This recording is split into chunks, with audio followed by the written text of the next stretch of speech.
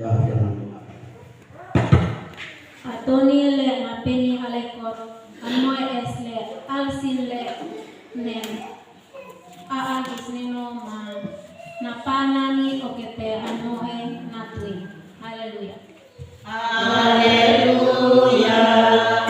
Haleluya. Haleluya.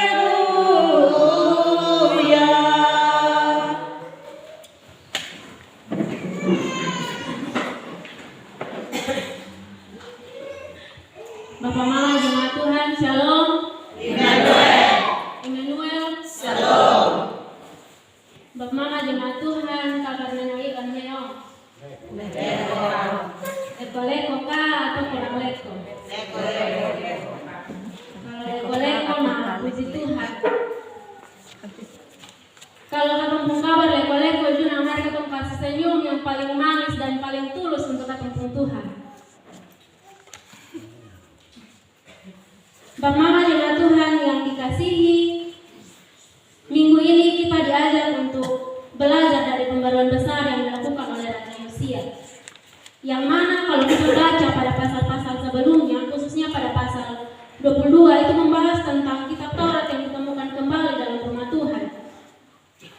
Jadi Bapak Mama, kitab Taurat yang ditemukan kembali ternyata hilang cukup lama.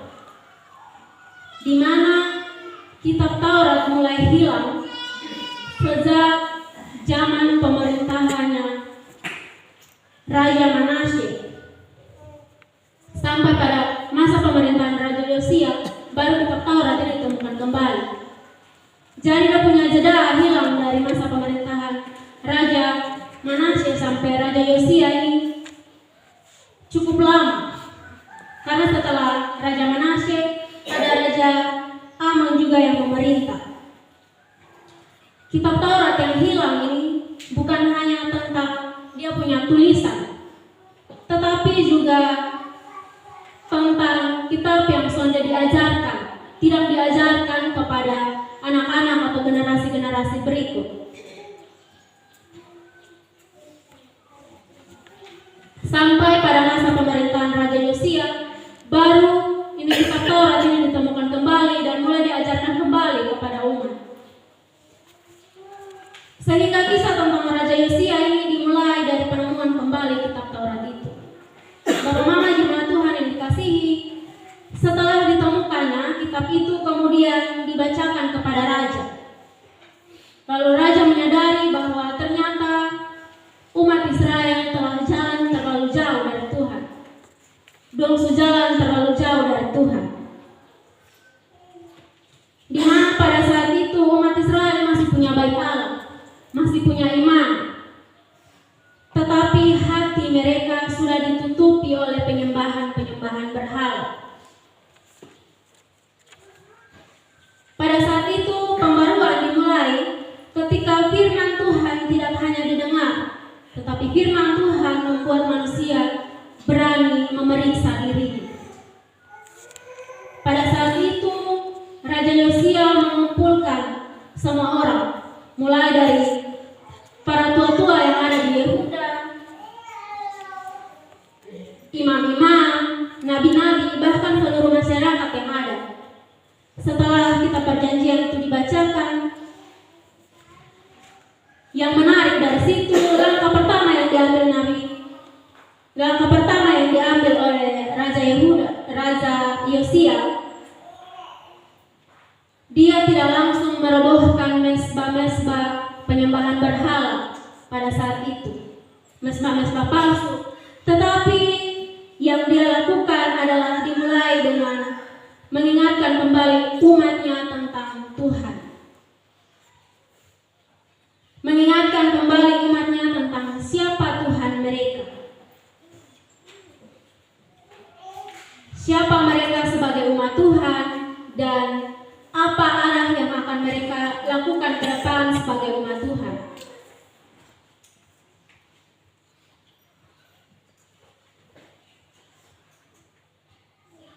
Jadi pembaruan yang dilakukan oleh Raja Yosia bukan dimulai dari penghancuran, tetapi dari firman yang membentuk kesadaran umat Israel.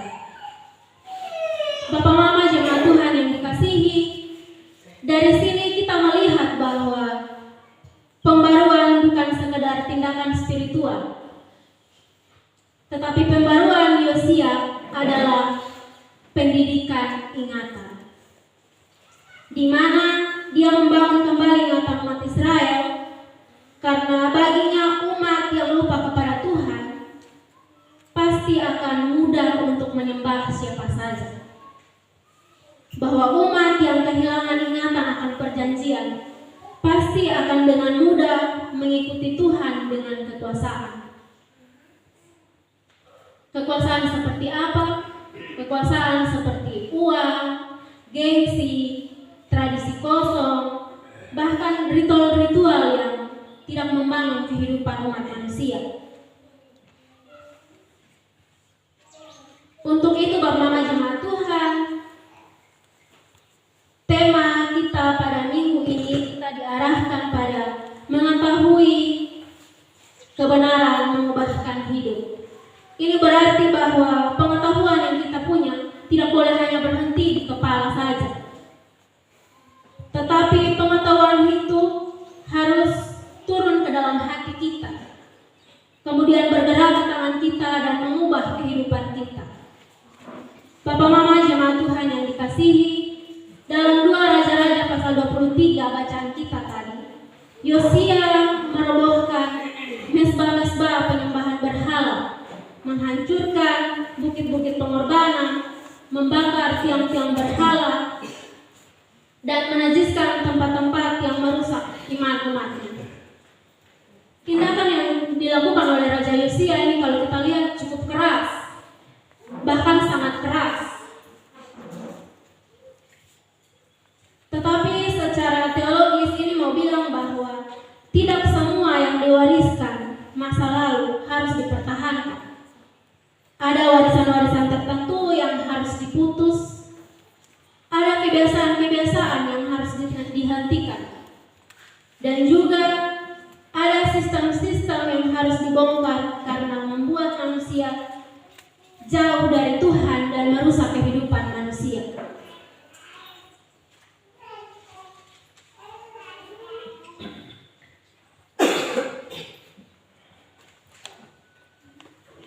Kalau ketong orang Timor, budaya atau kebiasaan yang dulu ketong pegang, karena ini bulan pendidikan, jadi ketong ambil contoh di masa-masa pendidikan.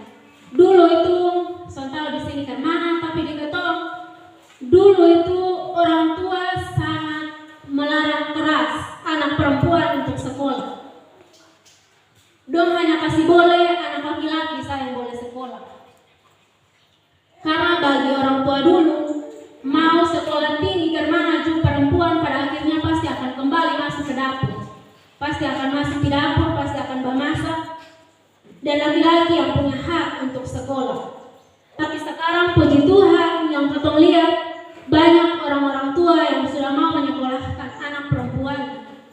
Bahkan di kampus kita, itu di jurusan kita, itu yang paling banyak itu perempuan. Kalau ada 120 orang, pasti ada 80 itu perempuan, 40-nya itu yang laki-laki. Ada juga orang tua yang sudah mau ke sekolah dia punya anak jauh-jauh. Karena dong bilang, biar kalau dia tinggal di kampung kok, bantu bapak dan mama urus kebun kok, urus binatang dong kok, dia jangan jauh-jauh. Apalagi kalau dia perempuan. Kalau dia jauh-jauh, sebentar dia kenapa lain, atau orang tua yang merugi. Anak mau pergi sekolah di kota, orang tua bilang jangan. Orang tua menghalangi pendidikan anak-anaknya. Tapi puji Tuhan, sekarang yang kita lihat di kampung-kampung, orang tua harus mulai sebebas dompo anak pergi untuk sekolah. Mau sekolah di kota kok, sekolah tinggi sampai di luar kota juga. Bahkan mau di luar negeri juga, kalau bapak mau mampu anak mau, dong suka pasti.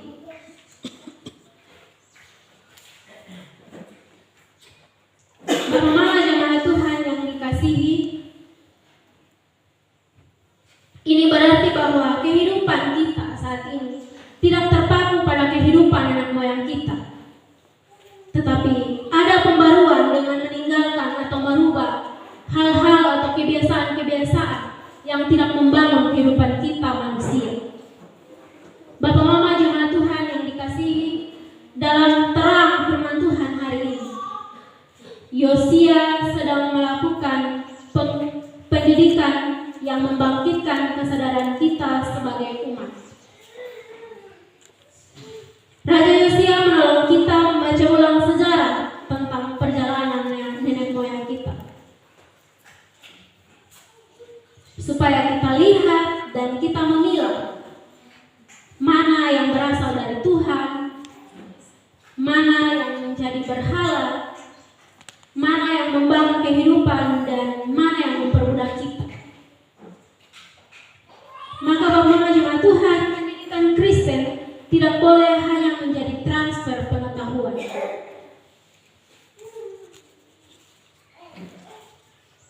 Kalau pendidikan hanya isi ketumpung kepala, maka ketong bisa jadi orang pintar, tetapi ketong sudah punya kasih dalam ketumpung diri. Ketong bisa jadi orang pintar, tetapi yang ketong lakukan setiap hari adalah menyembah berhala modern.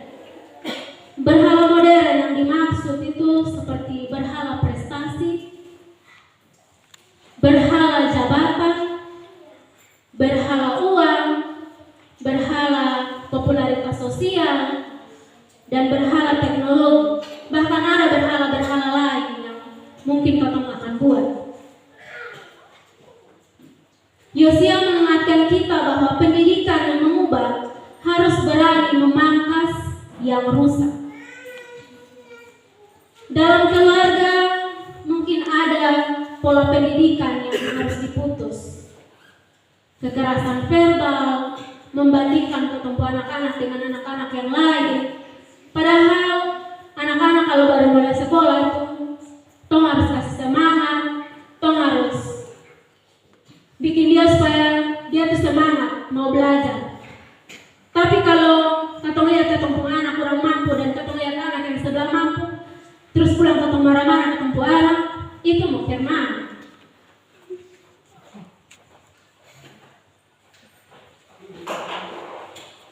Yang ketong lakukan itu kadang memaksa ketemu anak harus belajar supaya dia nilai bagus. Harus belajar supaya dia nilai bagus di sekolah. Sedangkan di rumah mau kasih dia waktu untuk belajar sangat susah. Anak baru berhenti sedikit mulai duduk terus, jangan timba air, jangan kasih makan babi, jangan potong rumput, jangan ini dan itu. Anak sudah ada kesempatan untuk belajar, tapi kalau paksa supaya anak nilai bagus di sekolah. Di sini anak Bang Mama yang begitu. Ada. Bang Mama jawab sendiri om.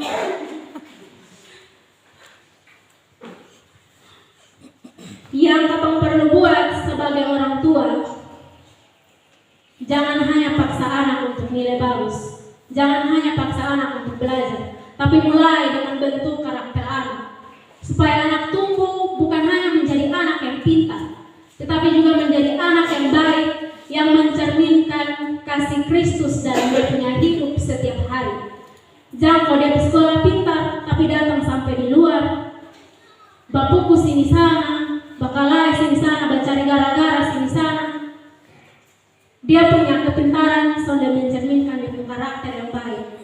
Jadi karakter dengan kepintaran itu harus jalan sama-sama, supaya anak bukan hanya pintar, tapi juga berkarakter baik. Dia bukan hanya pintar di otak, tapi dia mampu melakukan kasih Tuhan dalam dia kehidupan setiap hari. Dalam sekolah juga mungkin ada kebiasaan yang perlu dibongkar.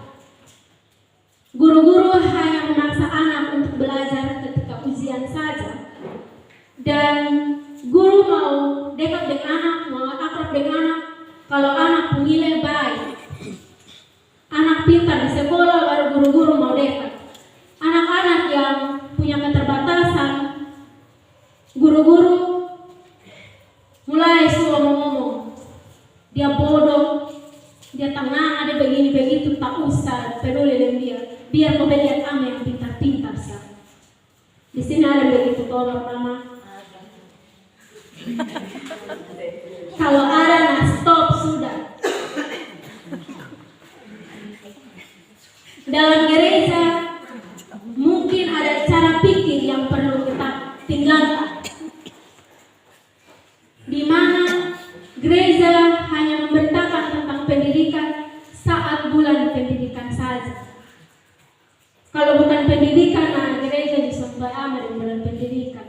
Tapi percaya di Petrani Peto ini, gereja selalu memberitakan tentang pendidikan. Mau saat bulan pendidikan atau sonde, pasti ada pendidikan yang disinggung dalam pemberitaan. Gereja juga harus mengurus pendidikan anak-anak. Karena pendidikan bukan hanya di sekolah, tapi dimulai dari gereja. Pendidikan di gereja itu membangun iman anak-anak. Pendidikan di sekolah membangun kepintaran pengetahuan pada anak-anak. Jadi gereja dan sekolah harus jalan bersama supaya anak jangan hanya pintar di pelajaran, tetapi juga pintar mengenal firman Tuhan. Supaya anak jangan hanya dapat nilai yang baik di sekolah, tetapi anak juga punya iman yang dibentuk sejak dong kecil dari dalam gereja. Jemaat yang dikasihi Tuhan, setiap generasi dibentuk oleh apa yang diingat dan apa yang dilupakan. Kalau anak-anak hanya mengingat bahwa sukses adalah uang, maka yang terkejar adalah uang. Kita akan mengejar uang dengan cara apapun itu.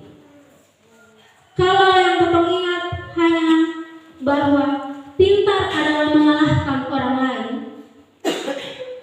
maka bisa jadi kecerdasan yang kita punya, tapi belas kasihan otong sonde punya.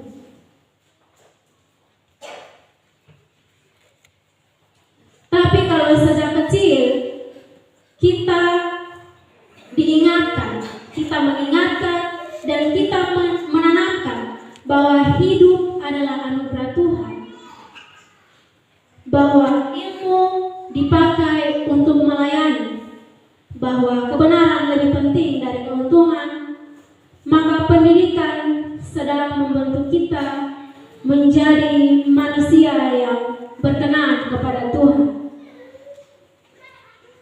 Bapak Mama jemaat Tuhan yang dikasihi, di sini pembaruan Yosia menjadi relevan bagi kehidupan kita di bulan pendidikan ini, di mana pendidikan harusnya menjadi ruang pembaruan memori, ruang pembaruan